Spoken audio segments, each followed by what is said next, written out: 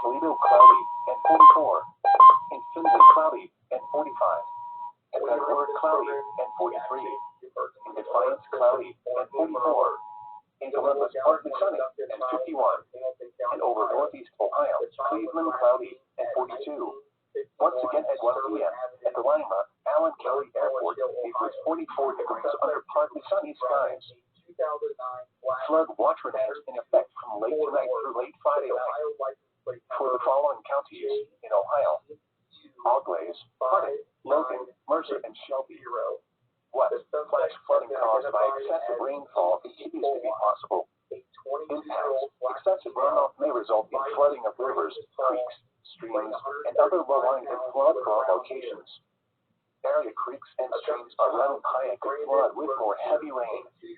Additional details: moderate to heavy rain will overspread the area late tonight and persist through Friday. Rainfall totals a 1 to 3 year forecast, with locally higher amounts possible. People in the watch area should keep an eye on the weather and be prepared for immediate action should heavy rains and flooding occur or a flash flood warning be issued.